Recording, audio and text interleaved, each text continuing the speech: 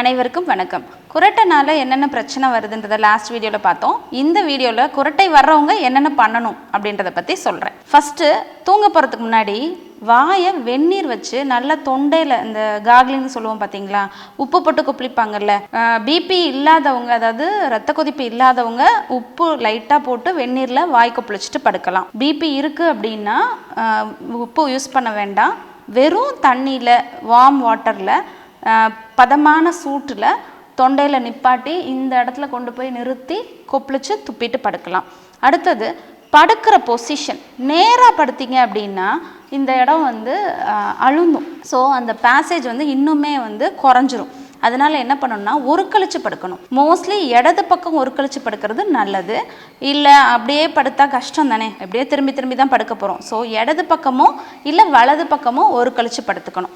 அடுத்தது தலையணை பார்த்தீங்கன்னா 4 இன்ச்சுக்கு மேலே, அதாவது நம்ம பெட்டில் இருந்து நம்ம தலைப்பகுதி 4 இன்ச்சு மேலே இருக்கிற மாதிரி பார்த்துக்கணும். ஸோ அதுக்கேற்ற மாதிரி உங்கள் தலையணை ஹைட்டை மாற்றிக்கோங்க.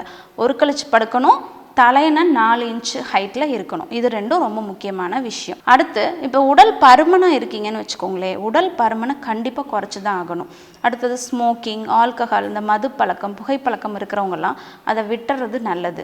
அதை விட்டுட்டா தான் குரட்டையை நம்மளால் குறைக்க முடியும். நல்லா தூங்கணும். தூங்குறது பார்த்திங்கன்னா நம்ம சகட்டு மணிக்கு தூங்கக்கூடாது. ஒரு நாள் 1 மணிக்கு படுக்கிறது, ஒரு நாள் 2 மணிக்கு படுக்கிறது, அந்த மாதிரி தூங்காமல் நைட்டு ஒரு 10 to காலையில் ஒரு 5, 6 ஏதோ ஒரு டைம் ஃபிக்ஸ் பண்ணிக்கிங்க. ஆனால் ஸ்லீப் ஹைஜீன் மெயின்டைன் பண்ணணும். ஒரு பர்டிகுலர் டைமில் படுத்து ஒரு பர்டிகுலர் டைமில் எந்திரிக்கணும் அப்படின்றத வச்சுக்கணும். மதிய நேரத்தில் பகல் நேரத்தில் தூங்குற பழக்கத்தை விட்டுறணும். ஏன்னா கொரட்டை இருக்கிறவங்களுக்கு டே டைமில் தூக்கம் வரும். மதியம் சாப்பிட்டோன்னா கொஞ்சம் நேரம் அப்படியே தலையை சாய்ச்சா தான் நல்லா இருக்கு மேடம் அப்படிம்பாங்க. ஸோ அந்த பழக்கத்தை அவாய்ட் பண்ணணும். உங்களுக்கு ரெஸ்ட் எடுக்கணும்னு தோணுச்சுன்னா கொஞ்சம் கால் நீட்டி போட்டு படுக்கலாம். ஆனால் 20 நிமிஷத்துக்கு மேலே தூங்கிடவும் கூடாது, படுத்திருக்கவும் கூடாது. ஸோ இந்த பூனை தூக்கம் வேணால் நீங்கள் தூங்கிக்கலாம், 20 நிமிஷத்துக்கு மேலே தூங்கக்கூடாது. ஸோ இது ரொம்ப முக்கியமான விஷயம். அடுத்தது நம்ம இருக்கிற இடம் பார்த்திங்கன்னா, தூங்குகிற இடம் இருக்குது பார்த்திங்களா, டஸ்ட் இல்லாமல் இருக்கணும்.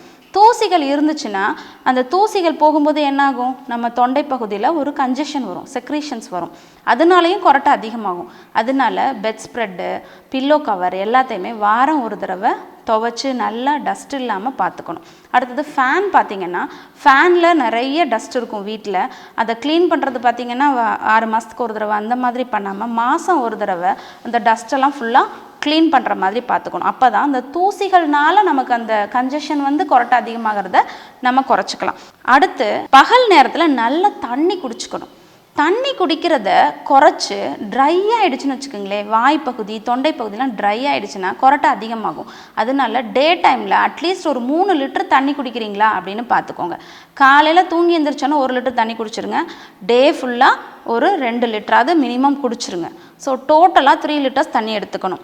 ஆனால் தூங்குறதுக்கு முன்னாடி 1 லிட்டர் தண்ணியை குடிச்சிட்டு படுத்துறாதீங்க. படுத்திங்கன்னா அப்புறம் யூரின் வரும், அதுக்கு எந்திரிப்பீங்க, அதனாலையும் தூக்கம் கெடும். ஸோ நல்ல தூக்கத்துக்கு நம்ம என்னென்ன பண்ணணுமோ குரட்டை உள்ளவங்க அதெல்லாம் தெரிஞ்சுக்கிட்டு பண்ணணும். தூங்க போகிறதுக்கு முன்னாடியும் காலையில் எந்திரிச்சோன்னே ஒரு சில எக்ஸசைஸ் நீங்கள் பண்ணுற மாதிரி இருக்கும். அது என்ன விதமான பயிற்சிகள் அப்படின்றத நெக்ஸ்ட் வீடியோவில் டெமோ பண்ணி காமிக்கிறோம். அதுவரை காத்திருங்கள். நன்றி, வணக்கம். மூளை நரம்பியல் குறித்து மருத்துவர் வேணி அவர்கள் எழுதிய தலைவலியே உன் முகவரி என்ன மற்றும் மூளை எனும் மூலவர் பக்கவாதத்தையும் வெல்லலாம் என்ற 2 புத்தகத்தின் வழியாக விரிவாக தெரிந்து கொள்ளலாம். புத்தகம் தேவைப்படுபவர்கள் ராக்ஃபோர்ட் நரம்பியல் மையத்தை தொடர்பு கொண்டு பெற்றுக்கொள்ளலாம்.